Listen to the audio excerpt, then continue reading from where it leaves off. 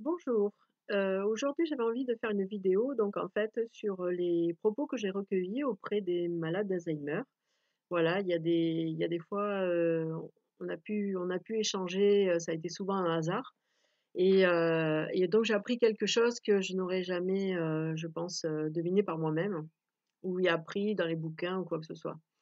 Donc en fait, j'ai une dame qui était en début de maladie et qui un jour donc souvent, j'ai remarqué que les personnes âgées, en plus avec des atteintes cognitives, ont souvent les yeux fermés. Donc on pense qu'ils dorment, donc 3/4 du temps, on les laisse tranquilles, évidemment, pour qu'ils se reposent et en fait, à cette dame, c'était l'heure du repas, donc je suis allée la voir et j'ai posé, simplement mon ma main, sur sa main et là, elle a ouvert les yeux. Parce que juste avant, je lui avais dit, que justement, c'était l'heure du repas et elle m'a dit, une chose qui m'a vraiment fait étrange. Elle m'a dit: «Vous avez je vous remercie de m'avoir touchée parce que je vous entendais, mais mon cerveau était bloqué, je n'arrivais pas à ouvrir les yeux». Donc en fait, voilà, des fois, pour vérifier s'ils dorment ou non, il suffit juste d'effleurer la main et là, s'ils ouvrent les yeux, c'est qu'en fait, ils sont dans cette situation. Peut-être ou peut-être pas. Mais voilà, c'est une chose qui peut arriver. Donc voilà, ça c'était une première chose qui m'a toujours marquée, que j'ai toujours gardée au fond de ma tête. J'ai aussi alors, une dame, donc elle qui m'a impressionnée par l'acceptation de sa maladie, en 14 ans de métier, je l'ai vue une fois réellement, dans la maladie d'Alzheimer parce que des personnes, âgées, qui ont un vieillissement sénile, ça arrive plus souvent. Mais c'est une dame en fait qui, est en début de maladie, hein, qui se rend compte très bien de ce qui lui arrive et qui en fait, vient me voir en disant: «Je suis perdue, je cherche Toulouse, je dois rentrer chez moi».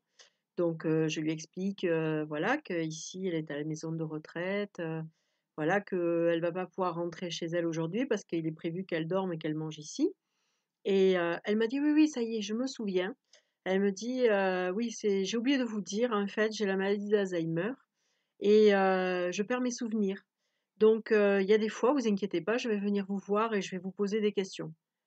Et là, je la regarde quand même impressionnée, sur le calme, la façon dont elle me le dit, quoi. Elle me dit: «Mais de toute façon, c'est comme ça, hein, je peux pas faire autrement, donc autant garder le sourire». Et là, elle se mit donc, à rigoler avec nous et je crois que c'était nous qui étions les plus gênés enfin voilà, de voir comment elle avait accepté ou alors c'est une fatalité aussi, hein, ça dépend du point de vue où on se trouve. Mais voilà, où c'est, en effet, c'est une dame qui sait où elle va, comment elle fait. Voilà, moi ce qui m'a touchée, c'est de voir, que parfois, même s'ils en parlent pas, enfin voilà, cette dame s'exprime sans problème, mais c'est vrai que des fois quand ils en parlent pas, ils savent quand même la maladie qu'ils ont. Voilà, donc ça je vais vous rappeler aussi une anecdote que j'ai vécue où j'ai été très mal à l'aise et je crois qu'en fait, beh, il faut pas l'être, hein, quand ça arrive et on n'est pas obligé de parler, on peut juste écouter. On parlait donc, de d'acteurs, tout ça et puis on en arrive à un film et puis, je dis comme ça, «Oui, il y avait Annie Girardot qui jouait dedans» et là, il y a un monsieur qui me regarde et qui dit, «Oui, j'ai la même maladie qu'elle» et le voisin, qui dit: «Mais moi aussi, hein, j'ai la même, hein». Et voilà et là, je me suis retrouvée très bête et bon, maintenant avec le recul, je pense que j'aurais dit, «Ah et comment vous avez envie d'en parler, pas en parler ou alors, juste l'écouter et passer à autre chose». Voilà, parce que des fois, il faut pas aller partir. Après, c'est plus le travail d'un psychologue, quand même, voilà. Mais c'est vrai que ce sont des moments qui sont particuliers, qui arrivent une fois et après que, on n'a pas forcément, en suivant donc quand on les a et bien, on essaie de les chérir, un maximum, quoi. Voilà. J'avais aussi, une dame, hein, donc moi souvent j'appelle ça les phases off ou on. C'est-à-dire, on est en phase off, on a du mal, à être dans le monde actuel, on est la personne Alzheimer et voilà et dans ses souvenirs, dans sa tête, on a du mal à avoir le contact avec elle et j'ai une dame qui me disait, en fait, «Là, là, ce matin, je sais pas ce que j'ai, je suis dans le brouillard». Donc j'ai remarqué que souvent ces gens-là, en fait, ils essaient de passer un maximum de temps au lit alors ce qui est embêtant après parce qu'ils inversent, le, le rythme éveil-sommeil et après la nuit, ben, ils sont debout, ils déambulent et c'est compliqué. Donc c'est vrai que c'est quelque chose, en effet, quand on a du mal à avoir le contact, tout ça avec eux, que ce soit le regard ou quelqu'un qui déambule beaucoup, quand on essaie de l'apaiser mais ça ne marche pas, c'est que souvent ils se retrouvent dans cette situation-là où en fait ils sont dans le brouillard, ils ont du mal à être en contact avec nous et donc à ce moment-là, beh, la seule solution, moi ça m'arrive avec une dame donc où j'ai besoin de la faire boire parce qu'en plus, elle a des compléments alimentaires puisqu'elle mange pas bien, tout ça.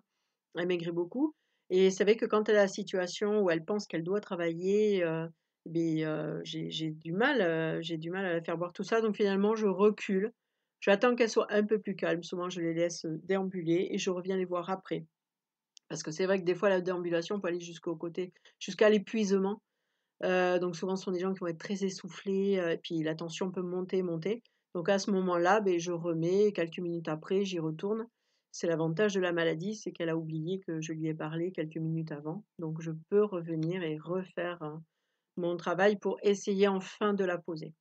Quelque chose que j'ai découvert, bon ça c'est plutôt en milieu de maladie maximum, ça c'est pas en stade sévère, mais il y a une dame où j'arrive finalement à lui demander de respirer.